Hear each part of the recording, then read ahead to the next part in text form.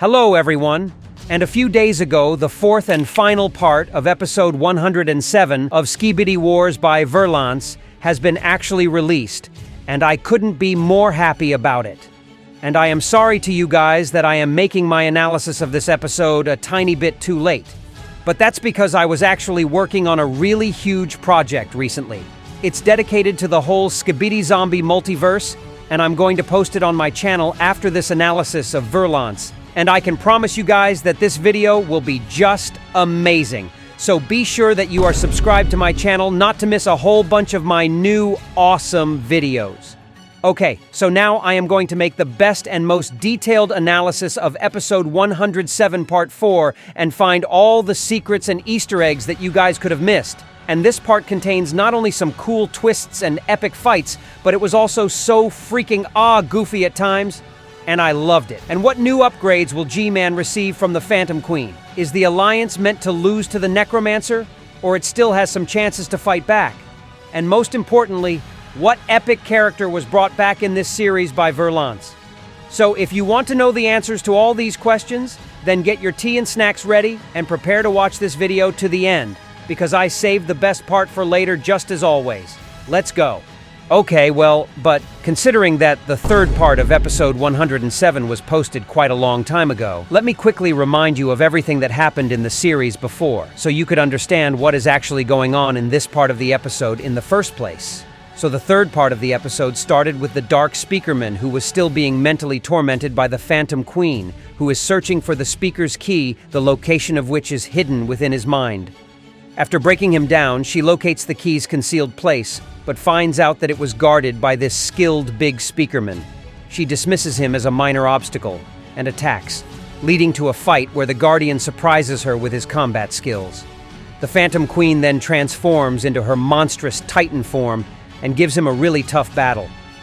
Meanwhile, the scene shifts to Titan Speakerman, who was battling G-Man amidst all the fiery chaos happening in the Speakerman's base.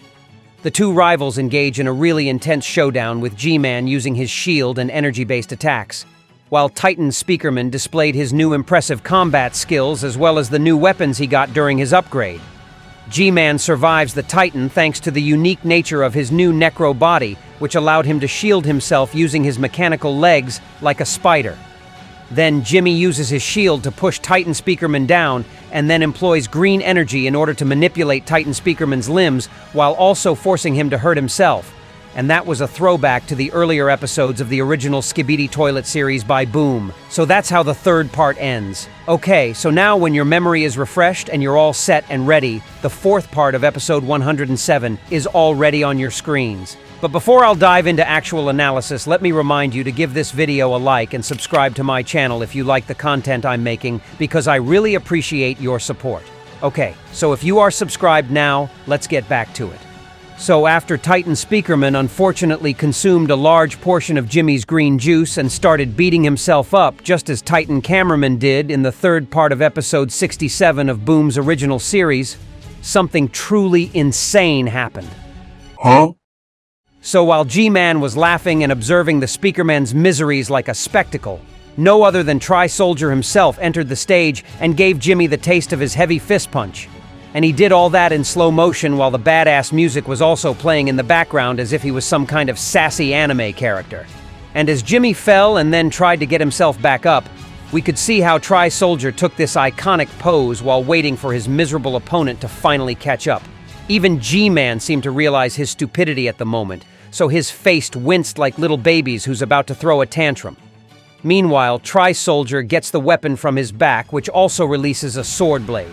And then we see a direct reference to the iconic game called Metal Gear Rising, where the main character Raiden blocked the huge attack in the exact same way with his sword. Kojima would be proud for real. And if you've somehow forgotten how the heck such a small guy can withstand the attacks of such a huge creature like G-Man, let me remind you that Tri-Soldiers are actually fueled by the powers of Tri-Titan, who is an incredibly strong creature, and that's why this Tri-Soldier solos the Necro version of G-Man so easily, and he's actually so powerful that he even manages to block Jimmy's melee attacks twice, which is just insane. And even Titan Speakerman stopped his punching activity and just stared with amusement at this crazy fight that was happening in front of his eyes. But then the Titan grew tired of just watching this show, and he decides to take part in it. So he leaps right at G-Man, grabs him by the head, and stuns him with the power of the waves from his giant speakers. But unfortunately, the stun effect didn't last very long, so at the time when Titan Speakerman decided to melee punish Jimmy, he already got time to activate his green energy shield and conceal himself behind it. G-Man then smiles at the Speakerman sassily, but our Titan is not intended to give up that easily. So then we see another reference to Metal Gear Rising, as Titan Speakerman starts punching Jimmy's shield like crazy with his bare fists, just like Raiden in the battle with Armstrong. And now it's Tri-Soldier's turn to stare in amusement to what the hell was happening in front of him, and I'm not gonna lie to you guys, this whole scene made me chuckle. And while the Speakerman was busy with G-Man, Tri-Soldier gets his jetpack back as he had to dispatch him before when he was blocking Jimmy's attacks. Meanwhile, Titan Speakerman breaks through G-Man's shield successfully, so now this Necro guy had no other option but to fight. We see how G-Man turns off all of his guns, and instead puts all of his juice into the core, which makes his green beam the strongest it's even been. He easily knocks Titan Speakerman on the ground, and our guy is smart enough to not fight back, but to protect his core instead, because otherwise he'd just get fried like a chicken. And while our Titan is fighting for his dear life, Tri-Soldier sets off to him and then boosts him even more with the purple energy of Tri-Titan. Meanwhile, G-Man is not really doing anything but just laughing behind our guys' backs, and of course that was a huge mistake from his part, because Jimmy missed the moment when Titan Speakerman got boosted to the insane level of power, which means that G-Man is basically done for now, especially considering that Tri-Soldier is on the battlefield too. And even though Jimmy felt that something fishy was going on and started moving towards his opponents, it was already too late at this point as Titan Speakerman gained the power of Tri-Titan. And then we see one of the craziest scenes that Verlance has ever animated on his channel. The goofy music starts playing, and then Titan Speakerman, who switched the color of his core from red to purple, starts dancing in the best traditions of Speakerman's race. And this whole sequence was yet another reference to KJ-21 series. It seems to me that our brother activated his own unlimited flex, didn't he? And even G-Man seems to be really, perplexed at everything that started going on, and his facial expression made me laugh really hard. But G-Man made a mistake by staring at the Titan without noticing that he was actually preparing his special attack all this time. So during his dance, Titan Speakerman started glowing in white color, and then he used his scythe weapon out of blue, which led to Jimmy literally losing his head over this dance scene. So the metal spider's body of him just fell to the ground, which showed the clear sign of our guy's victory. But still, that doesn't mean that G-Man himself got sent to heavens or something like this, because what's already dead cannot die the second time in a row. And what will actually happen to G-Man, I'll tell you a little bit later, so keep watching this video to the end, not to miss the most interesting part. Okay, and then Titan Speakerman roars like crazy, as he seems to be really happy that he won against such a tough opponent. Meanwhile, Tri-Soldier starts picking up the juiciest parts and details of G-Man's defeated body, such as this cannon. And the Titan then uses it as yet another upgrade for his part. So he attaches this cannon to his right arm, and it starts glowing in his signature red color, which means that this part already settled down in his body, and now can serve as his own weapon, which is fueled with his red core energy. But you know what I'm actually thinking about all of this? Despite all of Titan Speakerman's epic improvements, he still acts kind of silly in my opinion, which really surprises me. Because isn't this guy supposed to feel the weight of responsibility for the Speakerman's race, which was literally butchered by the Necromancer and his army? So he must have been feeling real rage and hatred towards G-Man and other Necro soldiers, and thus behaving more coordinate and cold-blooded. But instead, Titan Speakerman seems to get more toys to his arsenal, and that's exactly like he acts. But maybe I am missing something. And what do you guys think about his character and the way he handles the whole situation? Be sure to write your opinion on that in the comment section below. Okay, and then the scene changes completely, and this time we're observing what actually happened to the G-Man's head that was previously cut off by Titan Speakerman's scythe, and apparently some time has already passed since their battlefield, as the Phantom Queen already emerged in front of G-Man. And as you remember, she was also busy getting the Speaker's key with the help of the Dark Speakerman, and she succeeded in it eventually. So she says to him, "Save your energy. You did well distracting their Titan, Jimmy. That old body only held you back." and I'll make sure that you're fitted with a proper replacement. Which means that this whole battle with Titan Speakerman, who got infused with Tri-Titan's energy, was no more than just a staged show, and everything was already foreshadowed by the Phantom Queen and G-Man. And I guess that could have partially explained why G-Man behaved so weak on the battlefield in this part of the episode, and didn't use all the powers in his arsenal. And what he was doing instead was wasting Titan Speakerman's time for as long as possible, and well, it all turned out quite well for the Necromancer's forces in the end. So nothing stopped the Phantom Queen from getting her beloved Speaker's key, which she showed to Jimmy, and then said, "We got what we came for, and I even get to bring back an extra souvenir." And then she shows that exact big Speakerman who guarded the Speaker's key but wasn't powerful enough to defeat the Phantom Queen's monstrous form.